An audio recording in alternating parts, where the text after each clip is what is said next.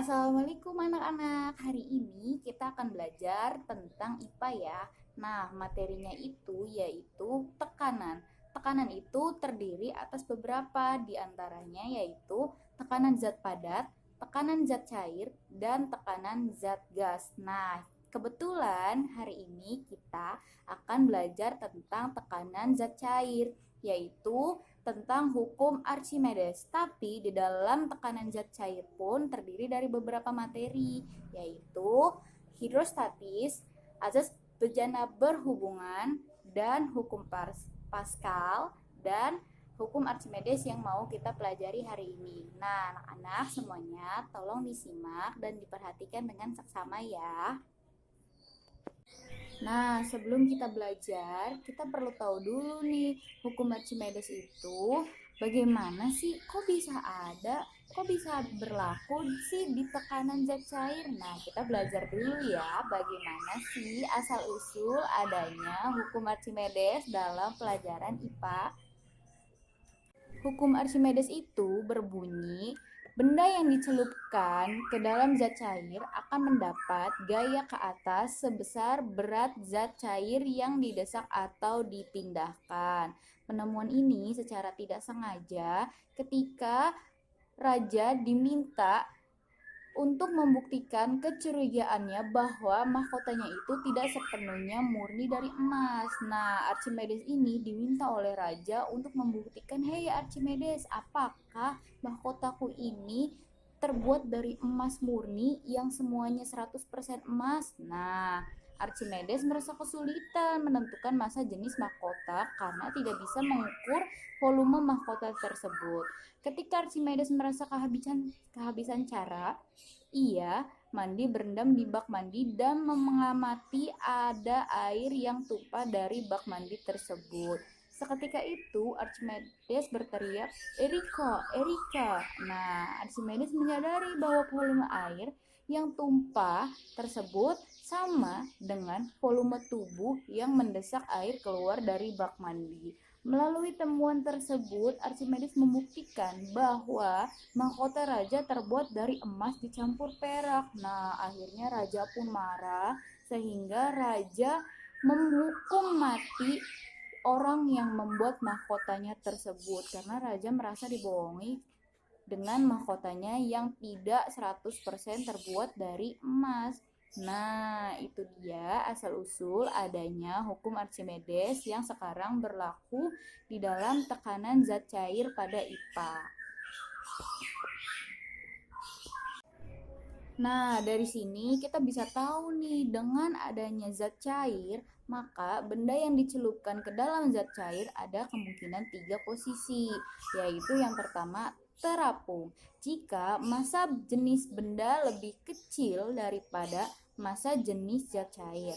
Yang kedua, posisi benda yaitu melayang. Jika massa jenis benda sama dengan massa jenis zat cair.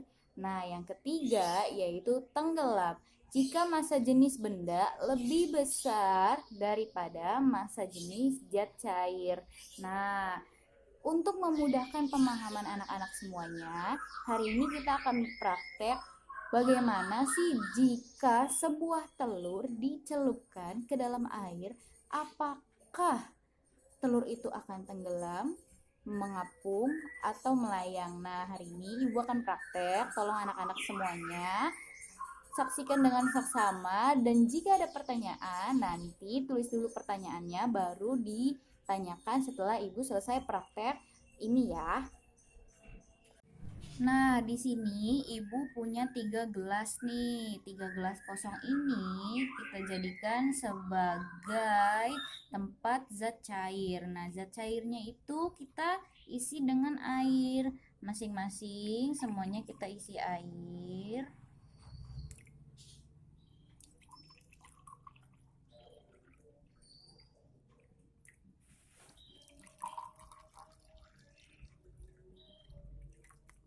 Nah, lalu kita masukkan massa jenis bendanya. Benda yang kita pakai hari ini adalah telur. Nah, kita masukkan telurnya ke gelas yang pertama. Sudah? Nah, lalu kita tambahkan garam ke dalam gelas yang kedua. Kita aduk.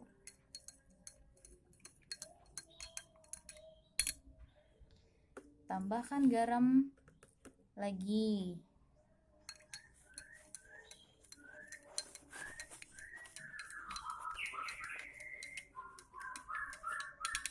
Setelah itu, kita masukkan telur lagi.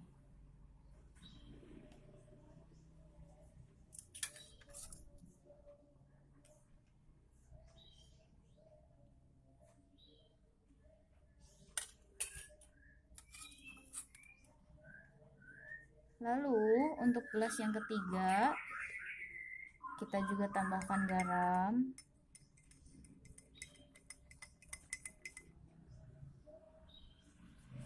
Nah, garam di gelas ketiga kita tambahkan lebih banyak ya daripada gelas yang kedua.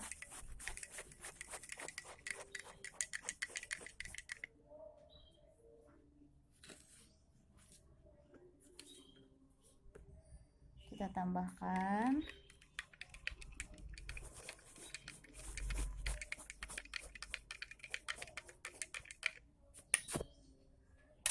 Lalu kita masukkan pula telur.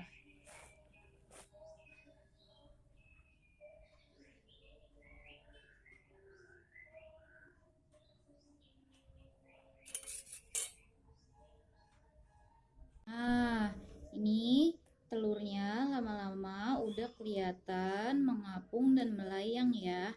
Nah, ini kita pakai 3 gelas dengan diisi air yang sama, lalu kita tambahkan garam dengan takaran yang berbeda. Gelas yang pertama tidak diisi garam sama sekali.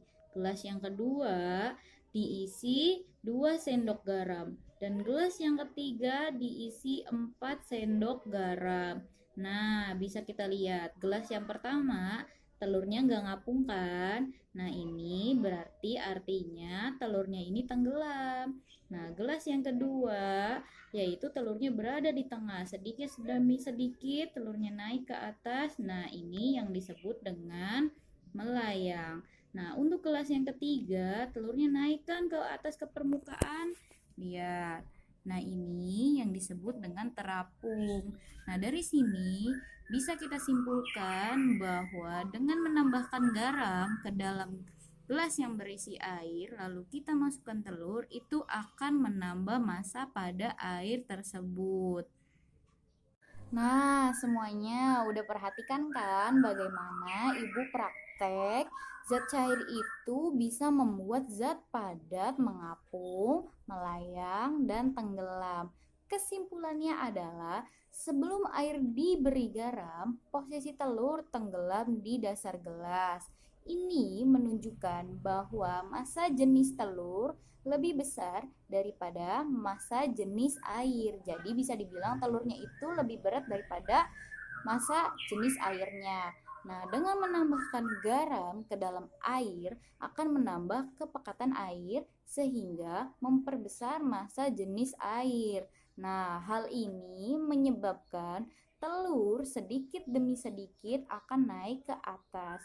Ketika massa jenis air sama dengan massa jenis telur, artinya berat telur dengan berat airnya itu sama. Jadi telur akan melayang seperti gelas yang kedua ini.